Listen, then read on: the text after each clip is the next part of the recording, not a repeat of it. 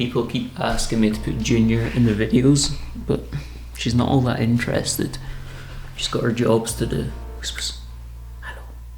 So this channel has grown quite quickly this year, like the past 6 or 7 months, but I don't really have that many videos where I speak about myself or reveal that much about myself. And because of that, I'm kind of a stranger to you all. So I thought a good way to remedy that would be to make a question and answer video where I basically just answer the most asked and most interesting questions that I tend to get quite a lot in my comments. People are always asking me things like, how old am I? How tall am I single? Am I married? And why don't I reveal the secret YouTube channels that I've mentioned a couple of times on this channel? So I'll be answering all of those questions and more, and hopefully Junior won't do that throughout the whole video and will stay still. I also posted a story to Instagram where people could respond with their own questions, so I'll be going through a lot of them that were particularly interesting. So by the end of this video, hopefully I will be less of a stranger to you all. So by far the most asked question I get is, how old am I? And the answer to that is I'm 28. I don't think I maybe look that old. A lot of people think that I'm much younger than that, and I don't really know why it is either. My mum said that both her and my dad looked quite young, late into their 20s, so I guess it's partly just genetics. The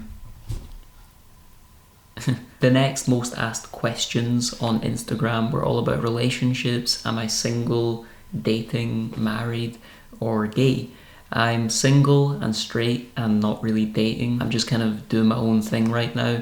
I find dating apps kind of quite exhausting. They can be fun, but I think they get a bit tiresome. I think a lot of people probably feel that way as well.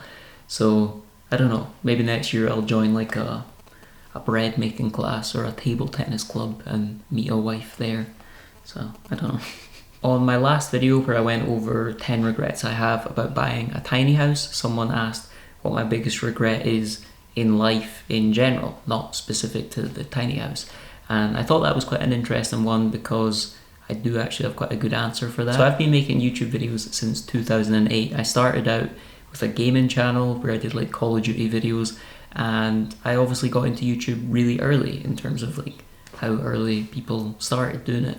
And by about 2011, I hit my first 100,000 subscribers on that channel. It's now sort of gone. I kind of wiped that channel and it's just sitting there empty. Shortly after I hit 100,000 subscribers, for various nonsensical reasons, I just gave up. I kind of ran out of video ideas, ran out of motivation, didn't enjoy it.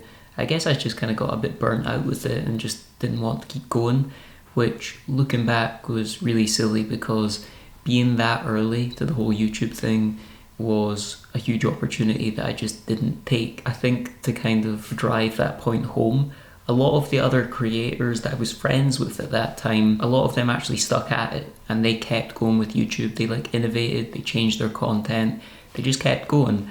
And now, like current today, a lot of them have millions of subscribers, have built businesses and have done really well for themselves. So I know money and subscribers and all that isn't everything, but it's just kind of like looking back, I kind of kick myself because I'm like, I missed out on a big opportunity there. I was pretty stubborn. So in that alternative timeline where I stick at YouTube and had kept going, who knows where I could have been today. I might have been boxing Jake Paul in 2022. But with that said, I'm very grateful for how things have turned out now. It all worked out and I'm happy about that, so I don't want to seem like ungrateful or anything. A few people asked what my life was growing up, how was school, and how far I went in school. So I thought I would just kind of like roll it into one question and answer. Growing up, I had good friends. I always had good friends and a supportive family around me. My hobbies were kind of like sports. I played like football, but I was better at racket sports like squash and badminton. I used to do like a lot of competitions and I used to actually do decently well in them. I used to win quite a lot of like trophies and little plaques and everything. So yeah, I was alright at like sports, for a little humble brag there. In terms of school wasn't very good. I had just such a bad anxiety problem that I couldn't sit in classrooms. I just always felt like really anxious, really sick, couldn't concentrate on what the teacher was saying and just needed to get out. And I only felt fine once I got out of the class, once I usually went home. So that's kind of how school went for me. I still tried my best. I still got like the textbooks and coursework sent home. I stayed in high school till 6th year, which is the end of high school, and just tried my best, but didn't really come away with anything. I came away with 1 grade, which was a C in English. And for the end of high school, I just used to sit in like the common room with my friends and just kind of speak to them. So all of my friends were really cool about it, which I'm very grateful for. They never left me out. They involved me in everything that they could. I feel like I got on with pretty much everyone in my year. Maybe that's an ignorant thing to say. Maybe there's some people watching this from my year that are just like, I fucking hated you. But I don't think that was the case. I think I got on with most people. So yeah, I thought I should be honest about that, just in case other people are going through something similar. Maybe it's just nice to hear that, you know, I went through similar stuff and I'm like kind of happy now. School isn't the be all and end all. The thing about it all is that despite not really doing well in high school, I wasn't that bothered because I had my friends and that was the most important thing to me. And my YouTube channel was doing well, so I kind of felt okay and kind of stable on the fact that like I didn't really feel like that much of a failure, even though I was kind of flagrantly failing at school.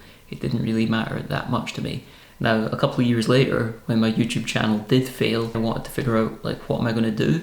So I did a psychology degree through the Open University, which is kind of like an at-home online degree, which a lot of people look down on. I'm kind of reluctant to speak about it because I kind of feel a bit embarrassed about it. Like that's the option that I took. But I couldn't have went to college or uni because I was just so uncomfortable in classrooms. So there was no way I could go to uni. So that was my option of kind of like building myself up and getting a little bit of an education. That was right for me and I'm glad I did that. And anyone going through something similar, I'd recommend it as well.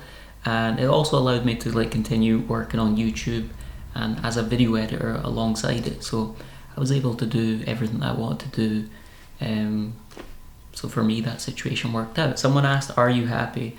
I'm the happiest right now that I've been in a long time, but I think like most people, I'm always, you know, looking at things and saying, oh, well, if I could achieve that or do that or get this, then I'll be happy or then I'll be really happy. And I think that's just kind of like a downfall of being human. We're always looking sideways and into the future, trying to, you know, postpone happiness and attach it to something that we've not got yet. So largely I'm content, but I've still got that downfall of thinking that once I get this or once I achieve this, then I'll be happy. A lot of people asked, how tall am I?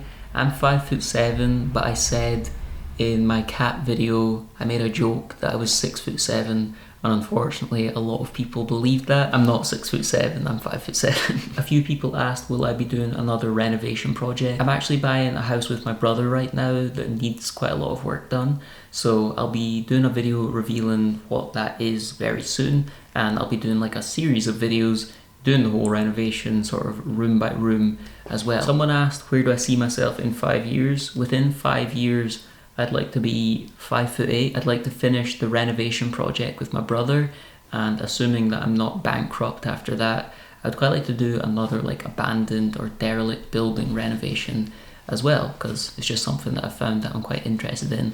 And I'd also like to have another cat. I'm looking at these long-haired fellas.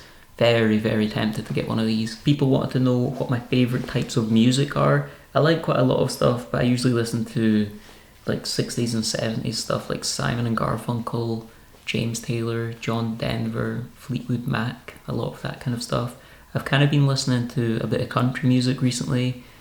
People like Tyler Childers, Coulter Wall, and Sierra Farrell. I'm kind of in love with her a little bit. And if I'm having like a day where I need to be like, you know, lifted up, I'll listen to a bit of Bobby Darin or the La La Land soundtrack. And if anyone has a problem with that, just leave a comment with your address and we can arrange a cage fight. Only one person asked this next question, but it caught my eye. They asked, do I have Asperger's? No, I don't have any form of autism, but I'm curious why anyone would think that. So if I'm giving off a vibe that I'm not aware of, then let me know what it is. But no, I don't have autism, but I'm curious about that one. Do you like busy places, cities, and meeting new people?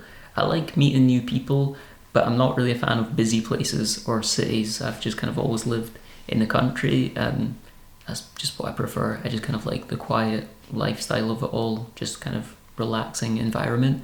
I have kind of like dabbled with the idea of living in Edinburgh, and I don't know, I might try it at some point, like just rent an Airbnb for a month just to see what actually living in the city for a fairly prolonged period of time, like beyond a holiday, feels like. Someone asked, do I have or want tattoos?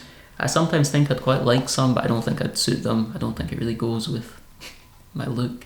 But if you think I'd suit a big neck tattoo, then leave a comment. Someone asked, who is my most dearest friend? I'd have to say my brother. I think we quite often say that we're each other's best friend, which is nice. We've known each other for 26 years. He's 2 years younger than me. And yeah, I have a lot of good old best friends, I guess. All of them I've been friends with for over 15 years, and some of them for over 20 years. So we've all sort of stuck with each other. It's a good group of boys. Why don't I tell people what my secret YouTube channels are?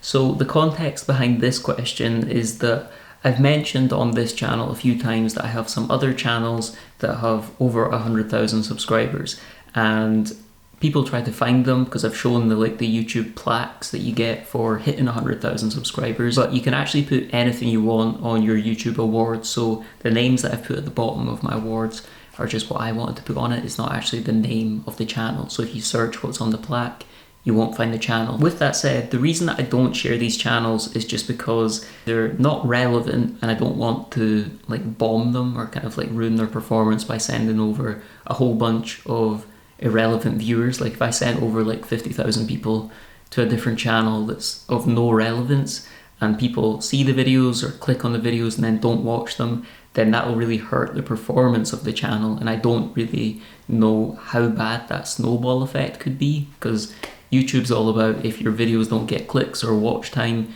then they're not going to promote them and it'll just kind of like sink the video. So that's my reasoning, and I hope you respect it. If you have any other questions that you'd like me to answer, just leave a comment down below and I'll do my best to respond to as many as I possibly can.